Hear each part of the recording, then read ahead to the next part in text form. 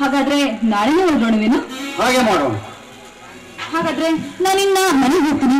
ನಾಳೆ ಇಬ್ರು ಸೇರಿ ಇಲ್ಲಿ ಹೋಗೋಣ. ಆದ್ರೆ ಎಷ್ಟೊತ್ತಿಗೆ ಬರ್ಲಿ? ಮತ್ತೆ ಬರಬೇಕು. ಕರ್ಕೊಂಡು ಹೋಗಿ ನಾನು ನಿನ್ನನ್ನು ಕರೆದುಕೊಂಡು ಹೋಗಬೇಕೆ? ಏನ ಇಂದಿಗೆ ನನ್ನ ದಾರಿಯ ಬೇರೆ, ನಿನ್ನ ದಾರಿಯ ಬೇರೆ. ಏನಿದು ನಿನ್ನ ಮಾತಿನ ಶೈಲಿಗೆ ಬದಲಾವಣೆಗಿದೆಯಲ್ಲ? ಹೌದು, ಒಂದು ಹೆಣ್ಣನ್ನು ಪ್ರೀತಿಸಬೇಕು ಎಲ್ಲಿಯವರೆಗೆ? ನನ್ನ ದೇಹದ ದಾಹ ತೀರುವವರೆಗೆ. ಆಮೇಲೆ ಊಟ ಮಾಡಿ ಎಲ್ಲಿಯನ್ನು ಬಿಸಾಕುವುದೇ ಈ ನನ್ನ ಪ್ರೇಮದ ಕೊಟ್ಟು. ಶುರು ಮಾಡ್ತೀನಿ. ನೀನು ಎಲ್ಲಿ ಬೇಕಾದ್ರೂ ಹೋಗು. ನಿನ್ ಜೊತೆಲಿ ನಾನು ಬಂದೇ ಬರ್ತೀನಿ. ಏಕೆಂದ್ರೆ ನಿನ್ನ ಎಷ್ಟು ಪ್ರೀತಿ ಮಾಡ್ತಾ ಇದೀನಿ ಗೊತ್ತಾ? ಪ್ರೀತಿಸಿದರೇನಾಯಿತು? ಪತಿಯನ್ನು ಬಿಟ್ಟು ಅನ್ನ ಪರಿಸರಕ್ಕೆ ಬೆಕ್ಕೆಯಲ್ಲಿ ಸುಖ ಪಡುವುದನ್ನ ವಿಚಾರಿಸಬೇಕಿತ್ತು. ಈಗ ಏನಾಗಿದೆ? ಮನೆಗೆ ಹೋಗಿ ಗಂಡನ ಜೊತೆಯಲ್ಲಿ ಸುಖವಾಗಿರು. ದಯವಿಟ್ಟು ಆ ರೀತಿಯಲ್ಲಿ ಮಾತಾಡ್ಬೇಡಿ. ನಾನು ಕೂಡ ನಿಮ್ ಜೊತೆ ಮಾಡ್ತೀನಿ. ನನ್ನ ಪ್ರೀತಿ ಮೋಸ ಮಾಡ್ಬೇಡಿ. ನಿಮ್ ಕಾಲ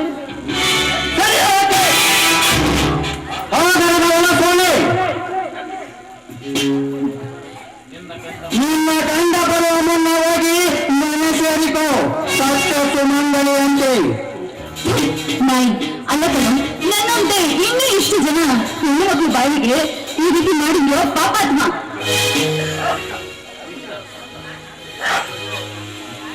ನಿಜ, ನಾನು ಪಾಪಾತ್ಮ.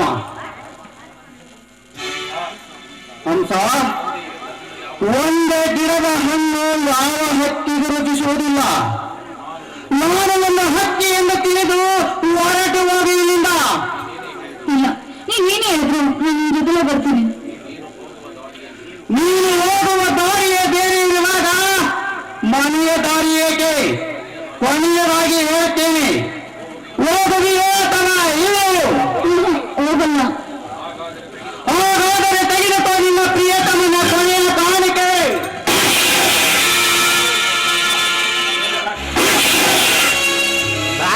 ಬದಲಾಯ್ತು. ಗಂಡನಿಗೆ ಮೋಸ ಮಾಡಿದ ನಿಮ್ಮಂತ ಬಂದ ರಂಡಿಯರಿಗೆ ಇದೆ ತಕ್ಕ ಶಾಸನ.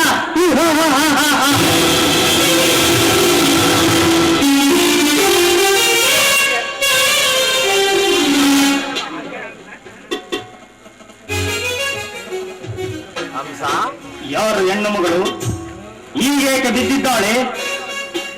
ನಿಮ್ಮ ಮಿಸಸ್. ಯಾರು? ಹಂಸ. ಹಂಸರಲ್ಲಿ ಈ ರೀತಿ ಕೊಲೆ ಮಾಡಿದವರು ಯಾರು? ಕೊಲೆಯ ರಹಸ್ಯವೇನಿರಬಹುದು?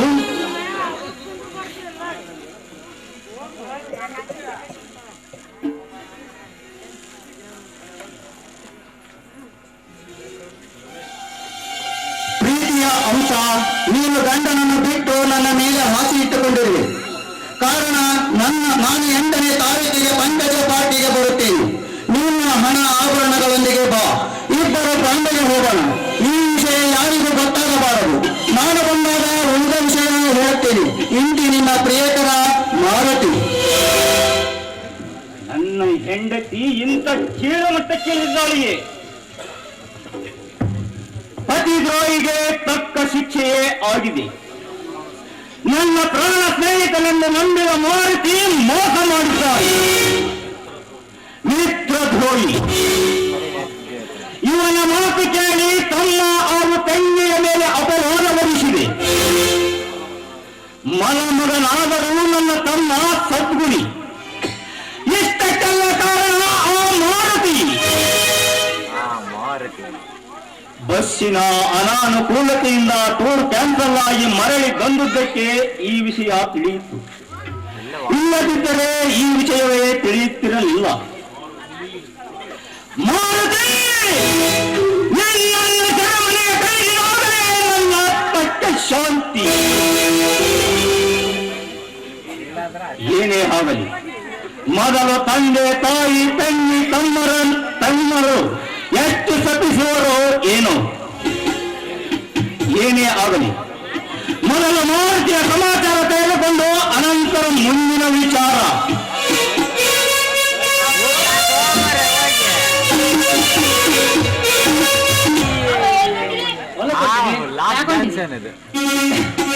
ಹೊಲಕ್ಕ ನೀರು ಕಟ್ಟಕ್ಕ ಹೌದೇನು ಮಾಮ? ಮುಂಜಾನೆ ಎದ್ದು ಹೊಲ ಹೊಂಟಿದ್ಯಲ್ಲ, ಇರ್ಲಿ ಬಾ. ಇವಾಗ ಮುಂಜಾನೆ ತಿಂಡಿಲ್ಲ, ತಿಂಡಿ ಯಾರು ತಿಂದೋಗ್ಬಾ. ತಿಳಿವೆ, ಇವತ್ತು ಸೋಮವಾರ ನಾನು ಜಳಕ ಮಾಡೋದಿಲ್ಲ, ಏನು ಊಟ ಮಾಡೋದಿಲ್ಲ, ನಿನ್ಗೆ ಗೊತ್ತಿಲ್ಲ ಮತ್ತ. ಹೌದಲ್ಲ ಮಾಮ? ಈಗ ನೀ ಬರ್ಬೇಕಾರೆ 2 ಬಾಳ ತುಂಬ ತಗೊಂಡು, ಮಾವಿನ ತಗೊಂಡು, ಬಿಲ್ಪತ್ರೆ ತಗೊಂಡು ಸೀದಾ ಬಂದ್ಬಿಡ. ತಿಳಿವೆ, ಅವೆಲ್ಲ ಯಾಕೆ ನಮ್ಮ ಯಾಕೆ ಗೊತ್ತಾಗ ಬರೀ ಅಲ್ಲ, ಅದಕ್ಕಲ್ಲ. ಇವತ್ತಗ 16 ಸೋಮವಾರ ಮುಗಿತತ, ನನ್ ರಥ ಇವತ್ತು ಮುಗಿತತಿ. ಅದನ್ನ ಬೇಡಿದ ವಾರ ಸಿಗ್ತದಂತ ಹೇಳಿದ್ರು, ಅದಕ್ಕ ತಗೊಂಬ ಅಂತ ಹೇಳಕತ್ತಿ. ನೀವೇ ವ್ರತ ಮಾಡಿದ್ರಿ, ನನ್ಗೆ ಹೇಳಲ್ಲ. ಎಲ್ಲ ನಿನ್ಗೆ ಹೇಳ ಮಾಡ್ತಾರೇನು? ನಿನ್ಗೆ ಹೆಂಗ್ ಹೇಳ್ತಾರಲ್ಲ? ನಿನಗಾದ್ರೆ ಏನ್ ಗೊತ್ತಾಗತ್ತೆ ಹೇಳು? ಯಾಕಂದ್ರೆ ನೀನ್ ಬಾರಿ ಕೊಳಕೊಂಡು ಹೊಲ ಹೊಡ್ಕೊಂಡ ಬಾರಿಕೆ ಹಿಡಿದವಲ್ಲ ಹೊರಗನ್ನ ಬಾಳಿ ಕಂಬ ಬರ್ತಾವ ಅನ್ನೋದು ನಿನ್ಗೇನ್ ಗೊತ್ತು? ಹಳೆ ಕಡೆಗೆ ಮುಸಿ ತಾಜಿ ಕೈ ಬಾರಿ ಮಾತಾಡಕಲ್ತಿ ಬಿಡು ನೀನ್ ಮತ್ತೆ. ಹಾಗಾದ್ರೆ ನೀನೀಗ 16 ಸೋಮವಾರ ವ್ರತ ಮುಗಿಸಿ ಅಲ್ಲ, ನಿನಗೇನ್ ಸಿಕ್ಕತಿ? ಬಾಳಿ ಕಂಬ ಬಿಲ್ಪತ್ರೆ ತಗೊಂಡ್ ಬಾ ನೀನು. ನಾ ಆಮೇಲೆ ಸಿಕ್ಕಾತ ಬಿಟ್ಟಾತ ಹೇಳ್ತೇನೆ. ಸುಮ್ಮನೆ ಪಗಾರ ನಾ ತಯಾರಲ್ಲ. ಏನ್ ಸಿಕ್ಕತ್ತೆ ಅಂತ ಹೇಳು, ಹಂಗ ಅನ್ಕೊಳ್ತೀನಿ, ಇಲ್ಲ ಅಂದ್ರೆ ಇಲ್ಲ. ಅಯ್ಯಯ್ಯ, ಬಾರಿ ಹೊಡ್ಬೋದಿದ್ ನೀನು. ಹೇಳಬೇಕೇನು? ಹೇಳಬಿಡ್ಲೇನು? ಹೆಂಗ್ ಹೇಳ? ನಾಚಿಕೆ ಆಗತ್ತೆ. ಬಾಯಾಗಿಲ್ಲನ? ಆತ್ ಬಿಡು. ಮತ್ತ ನಾನೀಗ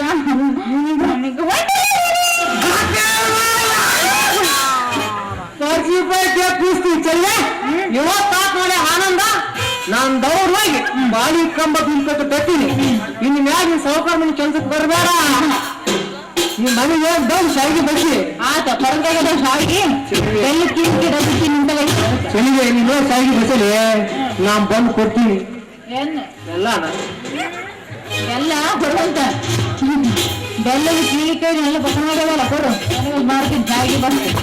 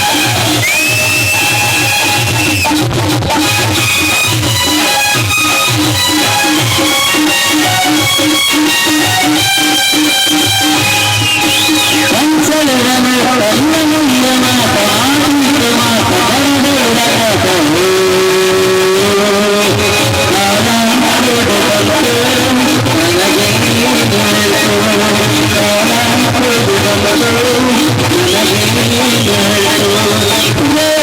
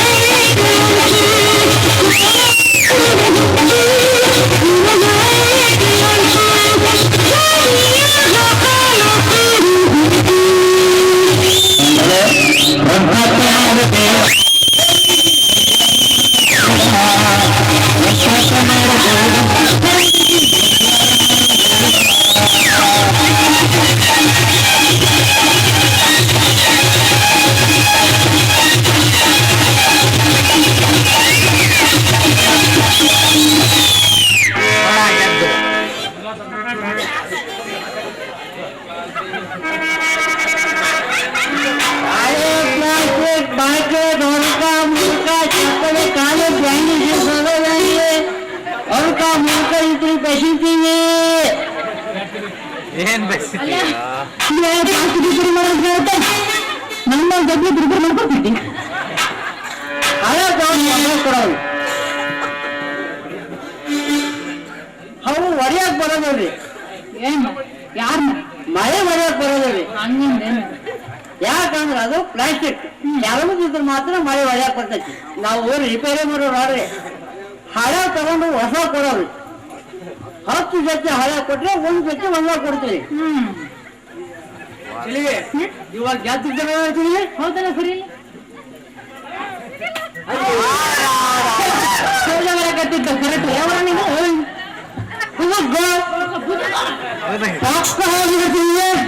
ಸಂಖ್ಯಾ ಮಾರಪ್ಪ ನಂಗೆ ಗೆದ್ದಿಲ್ಲ ಈಗೇನಪ್ಪ ಕಾಯಿಪಲ್ಲೆ ವ್ಯಾಪಾರ ಮಾಡ್ಬಿಟ್ಟು ಈಗಿಂದ ಮಾಡಕ್ಕೆ ಜಂಜ ನನಗೆ ಓದಿಲ್ಲ.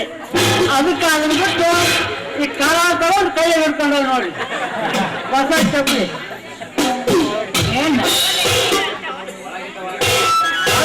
ಹೊರ ತೆಗಿದೇನು ಎಲ್ಲ ಹೊರ ಚಪ್ಪಲು ಹಂಗಂದ್ರೆ ಹೆಂಗಪ್ಪ ನೋಡ ಯಾರಿ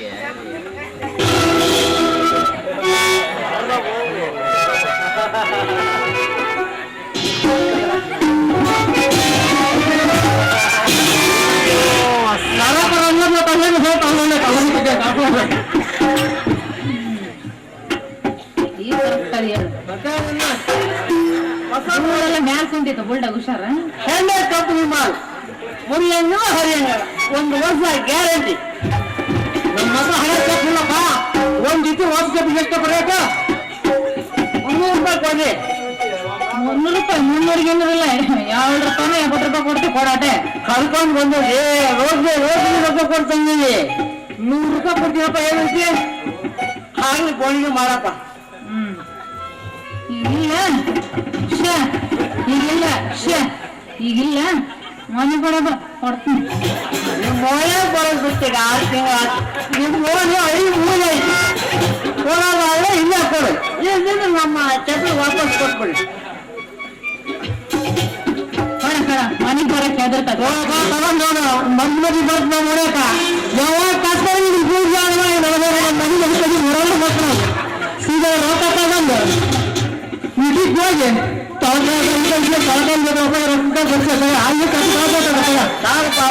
ಟ್ರೈ ಮಾಡ್ತೀನಿ ನಾವು ಹೋಗ್ಬೇಕು ಬಾಕಿ ಬರಕ ಮುಲ್ಕ ಚಪ್ಪಲಿ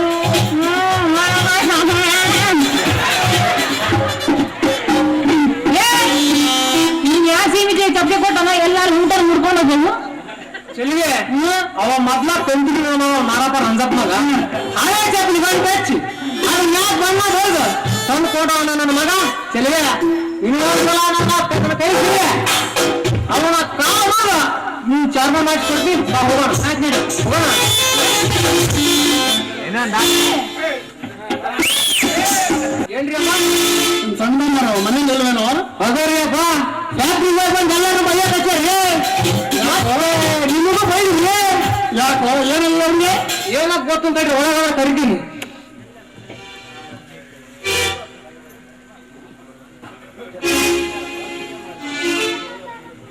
ಹೇಗೆ ಅಪ್ಪಾಜಿ ಯಾಕೋ ಒಳಗಡೆ ಏನ ಗಲಾಟೆ ಮಾಡಿದಂತಲ್ಲ?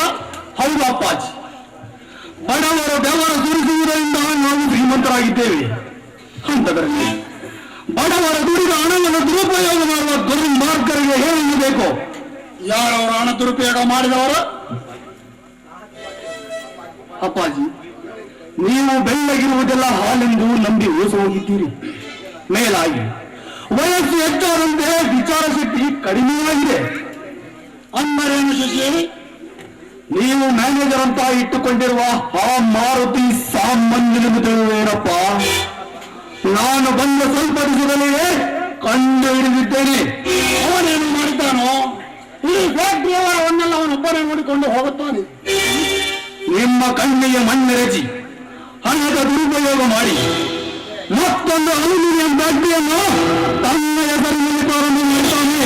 ಗೊತ್ತೇನು?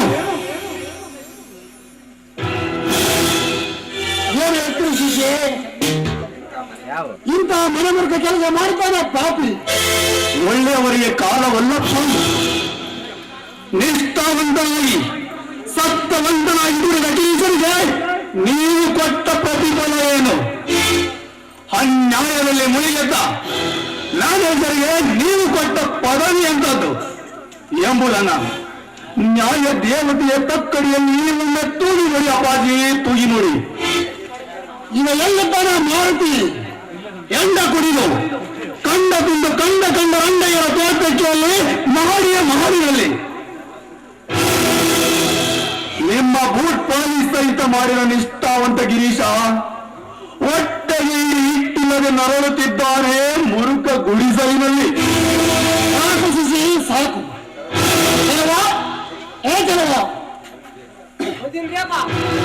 ಮಾರುತಿ ಎಲ್ಲಿ ಕರೆದುಕೊಂಡವ? ಆಯ್ತ್ರಿಯಪ್ಪ, ನನ್ನ ಮಗನ ಬಾಂಡಿ, ನನ್ನ ಮಗನ ನಾಯಿಗೆ ನನ್ನ ಗರ ಹಾಕೊಂಡ್ಬಿಟ್ಟು ಅವನಾಗ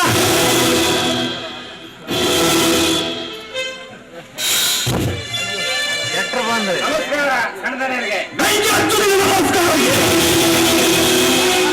ಯಾಕ್ರಿ ತಡೆಯಲ್ಲ? ಯಾಕ ಸಿಡ್ಲು ಮಾಡಿದ್ದೇನ? ಸ್ವಲ್ಪ ತಡೆ, ಮ್ಯಾನೇಜರ್ ಮಹಾಶಯ ಬರ್ಲಿ.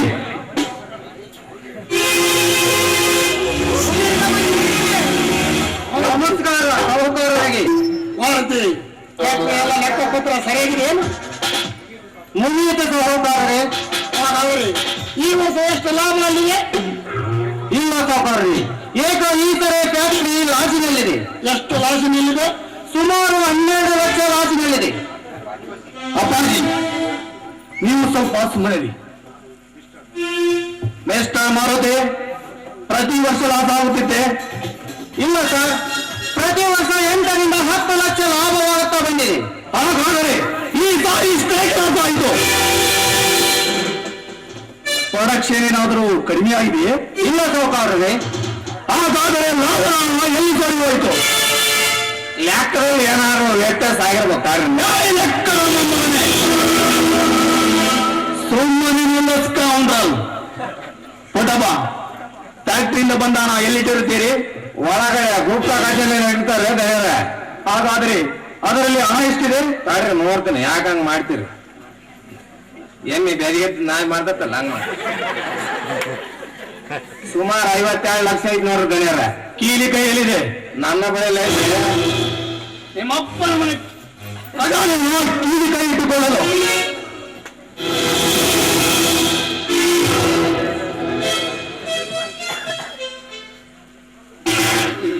ಇವರಪ್ಪ ಮುನಿಯ ದೂರದಿಟ್ಟದ್ದ 40 ಲಕ್ಷವಿದೆಯಲ್ಲ, ಇನ್ನು 12 ಲಕ್ಷ ಎಲ್ಲಿ ಹೋಯಿತು?